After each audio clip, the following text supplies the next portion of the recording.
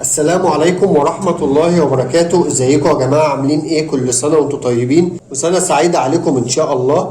انا جاي اتكلم معاكم النهاردة في موضوع جديد، ازاي تعرف تفرق ما بين الذكر والنتاية وانت بتشتري حمام. كراجل مبتدئ او متربي حمام او عندك متعود تربي حمام، تعرف تفرق ما بين الذكر والنتاية في فرد الحمام. قبل بس ما اخش معاكم في الموضوع، يا ريت ما تنسوش تدعموني بالاعجاب بالفيديو عشان يوصل لكل الناس وكل الناس تستفاد. ولو بتشوفني لاول مره ما تنساش تشترك في القناه عشان يوصلك كل الحاجات الجديده. طبعا يا جماعه شراء الحمام ده بيبقى مهم جدا جدا لكل واحد مربي حمام. طبعا في ناس كتير ما بتعرفش تفرق ما بين الذكر والنتايه وهما بيشتروا حمام، بيتلخبطوا.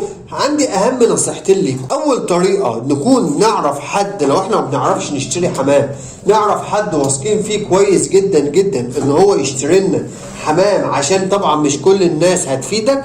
زائد لو انت ما تعرفش حد، افيدك ان انت تتعلم بنفسك ازاي تعرف تفرق وازاي تشتري فرد الحمام بنفسك من السوق.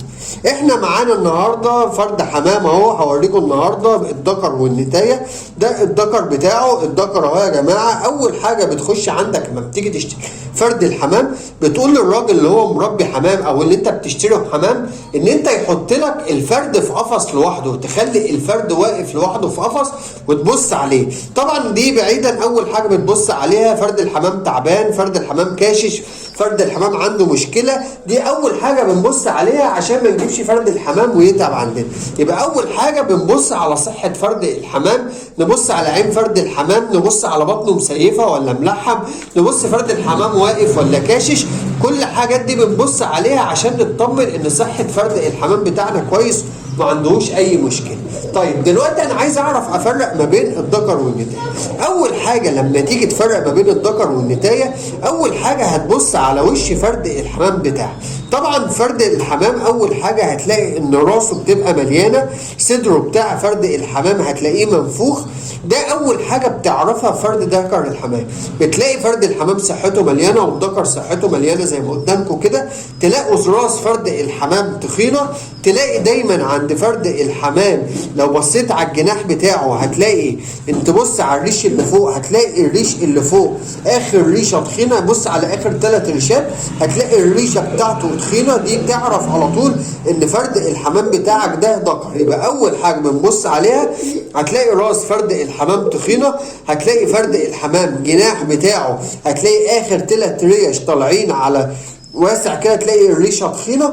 رابع حاجه ونبص عليها وممكن تعرفها كويس، تيجي تمسك الرجلين بتاعت فرد الحمام. في ناس كتير بتحصل معاهم الحكايه دي. هتيجي تشيل الرجل الاخيره وتمسك الرجلين دول وتقرب الرجلين دول من مع بعض. لو لقيتهم الاتنين طول واحد تعرف على طول ان ده ذكر. لو لقيت واحده اطول من واحده هتلاقيها انتهى. دي اكتر النقط اللي بتعرف. زائد نقطه كمان في فتحه المخرج بتاعت فرد الحمام، لو حطيت ايدك عنده ورا كده هتلاقي الذكر مقافل عندك، الشوكتين الاخر دول قافلين كده وضيقين عندك. تعرف على طول ان ده ذكر الحمام. لو بصيتوا زي ما قلت لكم كده على فرد الحمام هتلاقيه كده ايه، ذكر كده، هتلاقيه منفوخ ومليان. هوريكم النتايه بتاعته دلوقتي عشان لما تيجي تشتروا تعرفوا تفرقوا ما بين فرد الحمام والنتايه بتاعته. دي يا جماعه النتايه بتاعت فرد الحمام اهي زي ما هوريكم دلوقتي. هتلاقوا في فرق كبير جدا جدا ما بين الذكر والنتايه. دي النتايه اهي قدامكم يا جماعه، طبعا مختلفه عن الذكر خالص. هتلاقي صدرها من هنا صغير، هتلاقي الجمجمه بتاعتها صغيره. في نقطه كمان نسيت اقول لكم عليها، لو مشينا ايدينا من الفوق اللي هنا هتلاقي ان في هنا شطفه في راس النتايه عند النتايه بتاعت الحمام.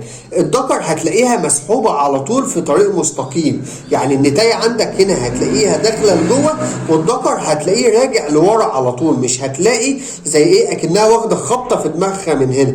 يعني لو مشينا ايدينا من فوق هنا هنلاقي زي في خبطه موجوده فوق هنا. تعرف ان دي نتايه. لو لقيتها مستقيمه ونازله لورا مستقيم تعرف على طول ان ده ذكر. لو بصينا على اخر 3 ريشات زي ما قلنا في النتايه هنا، بصوا يا جماعه الثانيه كانت مليانه، دي رفيعه طالعه على رفيع اهو، طالعه على رفيع رفيع فوق هنا. لو بصينا في ايدينا في فتحه المخرج ورا عند النتايه هتلاقيها موسعه، هتلاقي عندها من ورا لينه كده وطريه، زائد الشوكتين اللي ورا مش قافلين زي الذكر هتلاقيهم كبار كده موسعين كده. تعرف على طول ان دي نتايه. زائد النقطه الاخيره اللي قلنا بصينا عليها، لو قربت الرجلين من بعض مع بعض في الاخر كده، لو قربت لكم دي وبصينا دلوقتي هتلاقوا دي مش طول دي، هتلاقوا دي مش طول دي اهي يا جماعه. لو بصيت لكم كده هتلاقوا دي مش طول دي. تعرف على طول ان دي نتايه على طول. يبقى دي اهم المواصفات اللي تعرف تفرقها ما بين ذكر والنتايه عندك في الحمل.